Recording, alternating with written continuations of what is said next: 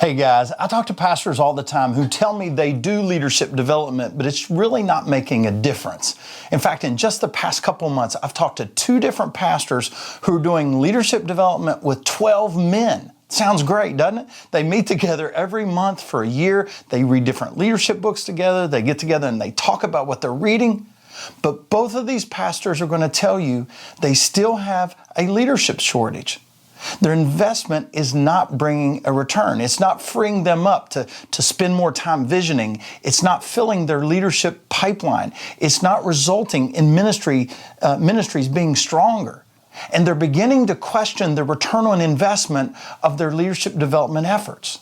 They know something's not working, but they can't tell you what it is or why. So if you stay tuned, I'm going to tell you why this approach is not working.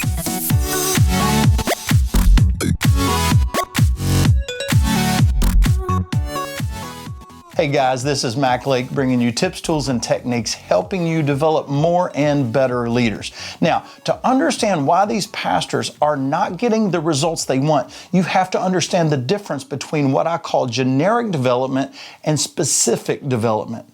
You see, generic development takes a mixed group of people, meets with them on a regular basis to discuss leadership principles.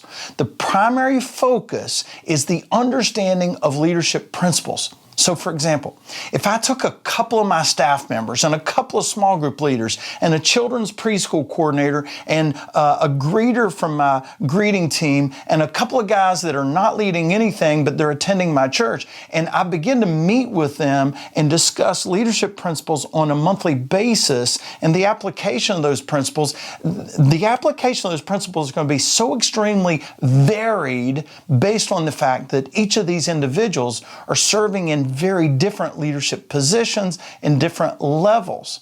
Now, at first, it doesn't sound like there's anything wrong with that. And I admit there is some value to it. But I think as I begin to describe for you what specific development does, you're going to begin to see the deficiencies in generic development. Now, with specific development, here's what you do. You choose a group of people to work with based on a very specific purpose. So I have to ask, do I need new leaders at a certain level of my leadership pipeline? Or do I need the leaders at a certain level of my pipeline to get better at what they're doing? Those are 2 very different things. But that has to become the starting point when I decide I'm going to invest my time in developing leaders. So for example, I have to ask myself, do I need more children's leaders, for example, more children's small group leaders? Or do I need the children's small group leaders we have to become better at what they're doing? That's 2 very different things. And too often, we're not getting good results in our leadership development because we're mixing the 2. And the needs of the 2 groups are very different from each other. So let's say that you decide that you need more children's small group leaders. Here's what you're going to do. You're going to take 2, 3, 4 potential small group leaders and begin to meet with them on a regular basis, and you're going to equip them in the basics of leading a children's small group. So this training is going to be focused primarily on things like how to connect with parents, how to build relationships with children, how to share the gospel with the child, how to manage classroom behavior, things like that are just basics that for brand new, inexperienced children's small group leaders, it's things that they need. Teaching this small group of leaders these skills is going to result in new small group leaders in your children's ministry. You see, this training isn't just about leadership principles, it's about leadership practice. It's about moving someone to a new position.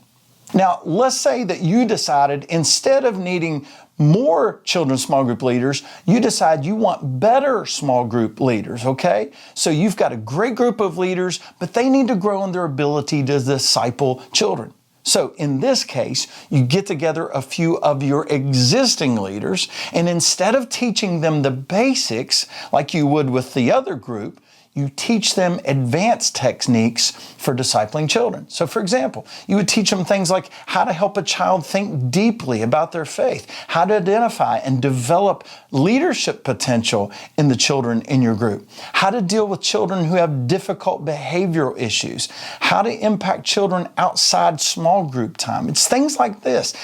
This training isn't giving generic leadership principles, it's teaching them in specific proficiencies that are going to make them better leaders. Now, let me give you another example, okay? One of the most underutilized positions in the local church today, in my opinion, is what many people call the coach level. It's the leader that helps provide leadership for leaders in your church, okay? Now, nearly every church I work with tell me that they need this position, but they don't know how to train for it. So once again, here's how specific development can apply. What you're going to do, you're simply going to identify 2 to 3 of your existing leaders who demonstrate potential to lead leaders. Get them together on a regular basis and train them in the basic competencies of how to be a coach. Now, if you need material for this, I just released a brand new book called Leading Leaders. This book is designed to be a training tool for you to disciple people to be coaches in your church, to help people lead leaders, okay? So you can use this book as a guide to facilitate learning among your potential coaches in your church to equip them in 6 basic competencies and character traits for leading leaders.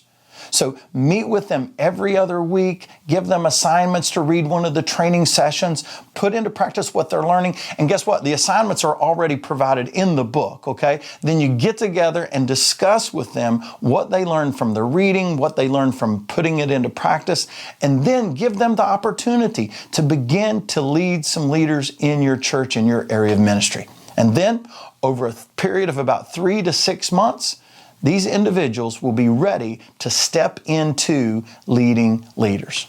Guys, listen, I admire those who are investing time and making effort to develop leaders, but we have to train smarter, not just harder. And by choosing a specific approach to leadership development rather than the generic approach to development is going to give you much better results.